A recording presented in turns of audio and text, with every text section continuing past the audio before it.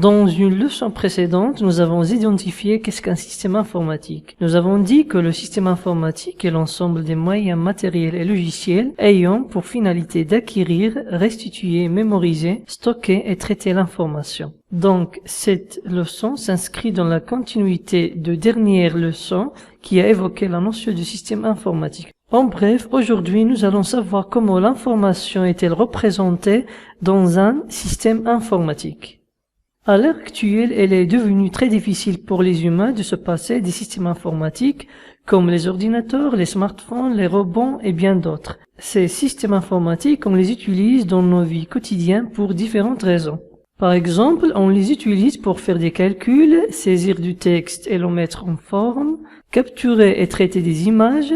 Également, on utilise les systèmes informatiques pour traiter des sons et les entendre, ainsi que pour visualiser et voir des vidéos. Certes, on utilise également les systèmes informatiques pour communiquer et garder contact, que ce soit avec nos parents, nos amis, nos collègues, etc., etc. Nous, les êtres humains, on utilise les chiffres allant de 0 à 9 pour représenter les nombres. Par exemple, le chiffre 2, on peut l'utiliser pour représenter une quantité de 2 kg de tomates valant 2 euros. Observez bien ici, nous avons utilisé le chiffre 2 pour exprimer une quantité et une valeur en même temps. La question qui se pose maintenant, c'est est-ce que les systèmes informatiques comprennent-ils le système de numération utilisé par les êtres humains? En d'autres termes, est-ce que les systèmes informatiques comprennent-ils les chiffres, les lettres et les symboles utilisés par les êtres humains?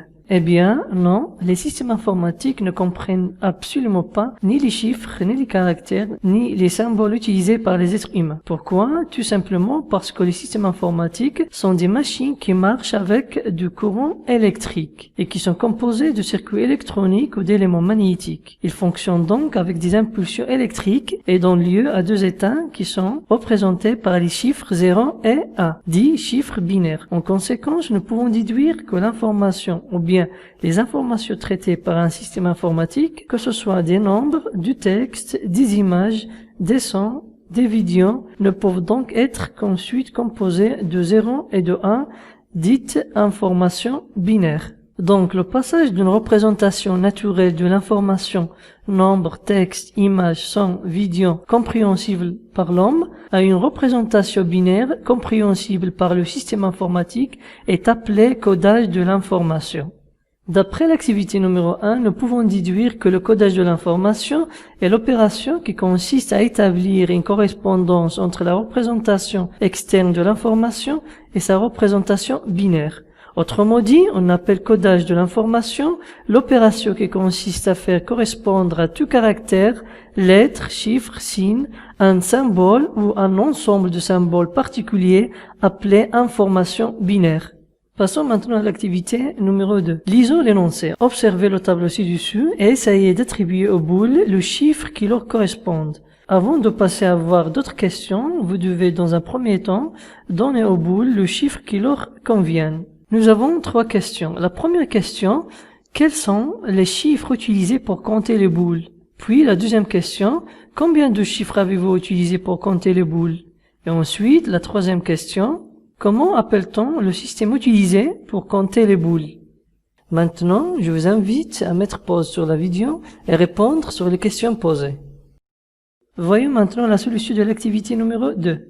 Si vous vous rappelez bien, la première question qui a été posée, c'est quels sont les chiffres utilisés pour compter les boules? Eh bien, nous avons utilisé les chiffres suivants. 0, 1, 2, 3, 4, 5, 6, 7, 8 et 9. La deuxième question qui a été posée porte sur combien de chiffres avez-vous utilisé pour compter les boules. Comme vous pouvez le voir, les chiffres utilisés allant de 0 à 9. Par conséquent, nous avons utilisé 10 chiffres pour compter les boules. Et puis, la dernière question qui a été posée, c'est comment appelle-t-on le système utilisé pour compter les boules? Sûrement, n'importe qui peut déduire que le système utilisé pour compter les boules dans l'activité numéro 2 est un système de numération qu'on utilise tous les jours. Ce système de numération est appelé système décimal. La base de ce système est 10 car il se compose de 10 chiffres. Lors de l'activité numéro 2, nous avons déduit que l'être humain utilise un système de numération allant de 0 à 9 appelé système décimal. Avant d'expliquer en en détail qu'est-ce qu'un système décimal, il sera préférable de définir qu'est-ce qu'un système de numération. En bref, un système de numération est un ensemble de symboles ou bien de chiffres permettant de représenter tous les nombres. Voyons maintenant en détail qu'est-ce qu'un système décimal. Le système décimal est un système de numération que nous utilisons tous les jours pour écrire, lire et énoncer les nombres. Il consiste à utiliser 10 chiffres allant de 0 à 9. La base du système décimal est 10 parce qu'il se compose de 10 chiffres comme nous l'avons déduit auparavant lors de l'activité numéro 2. Voyons maintenant un exemple, soit le nombre décimal suivant, 235. Ce que nous voulons faire, c'est d'écrire ce nombre en utilisant le système décimal à base 10. Pour faire, dans un premier temps, nous devons déterminer les valeurs de position des chiffres 2, 3 et 5 dans le nombre 235. Le nombre 235 se compose des chiffres 2, 3 et 5, d'où 5 représente les unités, 3 représente les dizaines, et 2 représente les centaines. Alors, on peut le décomposer en disant qu'il est égal à 200 plus 30 plus 5. Aussi, on peut dire que le nombre 235 est égal à 2 centaines, 2 fois 100 plus 3 dizaines, 3 fois 10 plus 5 unités. 5 fois 1. Une fois que les positions des chiffres du nombre 235 ont été déterminées, on peut l'écrire en utilisant les puissances de 10 vu que le système décimal est de base 10. Alors on écrit égal 2 fois 10 puissance 2 plus 3 fois 10 puissance 1 plus 5 fois 10 puissance 0. Notez bien, une fois la décomposition d'un nombre décimal est terminée, n'oubliez pas surtout de la mettre entre parenthèses et d'écrire en indice la base 10. Passons maintenant à faire un exercice d'application. Décomposer le nombre décimal suivant. 5823. Comme d'habitude, je vous invite maintenant à mettre pause sur la vidéo et essayer de décomposer le nombre décimal proposé. Le nombre 5823 est égal à 5000 plus 800 plus 20 plus 3. Cela signifie qu'il se compose de 5 paquets de 1000, c'est-à-dire 5 fois 1000, plus 8 paquets de 100, c'est-à-dire 8 fois 100, plus 2 paquets de 10, c'est-à-dire 2 fois 10, plus 3 unités, c'est-à-dire 3 fois 1. Pour finir la décomposition, on multiplie chaque chiffre du nombre par la base 10 puissance le rang de chaque chiffre. En conséquence, ça donnera le résultat suivant. Égal 5 fois 10 puissance 3, plus 8 fois 10 puissance 2, plus 2 fois 10 puissance 1, plus 3 fois 10 puissance 0. Finalement, toute la décomposition doit être mise entre deux parenthèses en indice 10.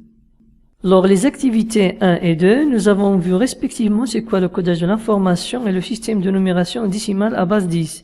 Maintenant, nous allons voir l'activité numéro 3 afin d'identifier le système de numération utilisé par les systèmes informatiques. Nous avons vu que les êtres humains utilisent le système de numération décimale à base 10 qui se compose des chiffres allant de 0 à 9. Pourquoi on utilise le système décimal? C'est sûrement parce que nous avons 10 doigts. L'ordinateur est l'un des systèmes informatiques les plus utilisés à l'échelle mondiale. On le trouve partout. Certes, on utilise l'ordinateur pour le traitement automatique des informations.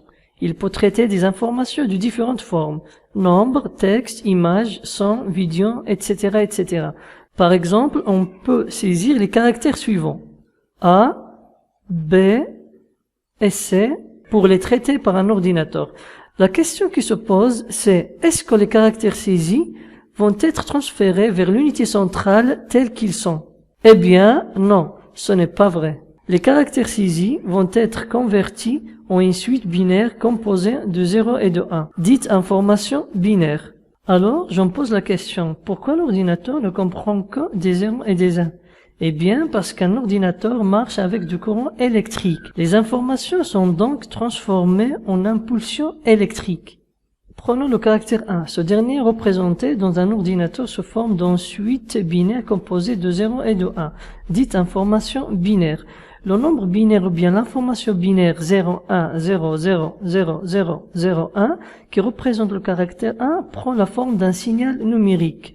Les chiffres de l'information binaire déjà mentionnée représentent respectivement ce qui suit. Le chiffre binaire 0 correspond à un état électrique de 0 volts. Le chiffre binaire 1 correspond à un état électrique de 5 volts. Puis les 5 chiffres binaires 0 qui suivent correspondent à un état électrique de 0 volts.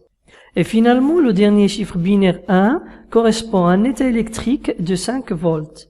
Les chiffres de cette information binaire sont appelés bits, concaténation des deux mots anglais binary et digit, ce qui signifie chiffre binaire en français.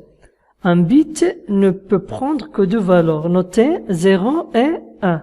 Nous pouvons donc déduire que les machines ou bien les systèmes informatiques comptent en base 2 et qu'ils utilisent un système de numération dit système binaire, contrairement au système de numération décimale utilisé par les êtres humains. Généralement, le codage ou bien le système binaire est un système de numération avec lequel fonctionnent les machines et les systèmes informatiques. Elle consiste à utiliser deux chiffres binaires notés 0 et 1 pour coder des informations. Donc ce système de numération est un système à base 2.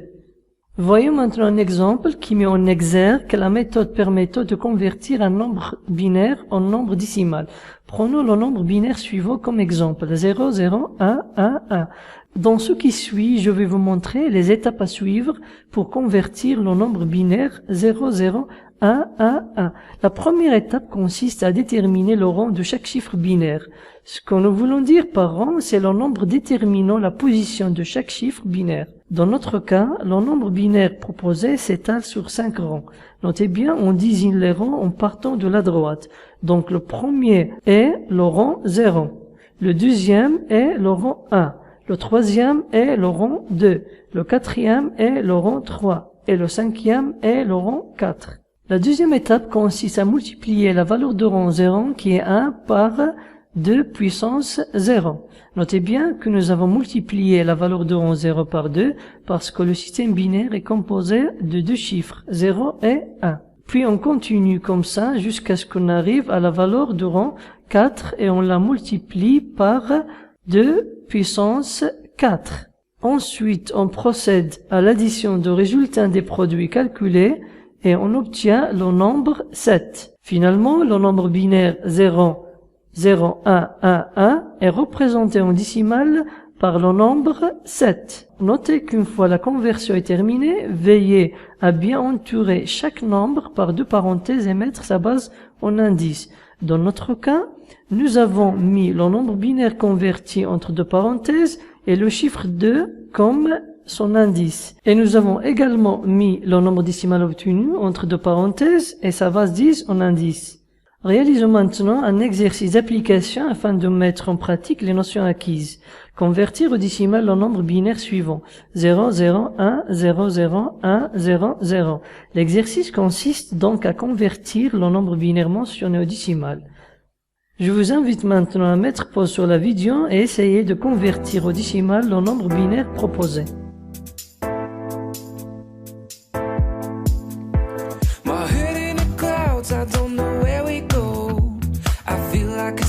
Love, I'm losing my mind, feeling that kind of love. I feel like a deep hole.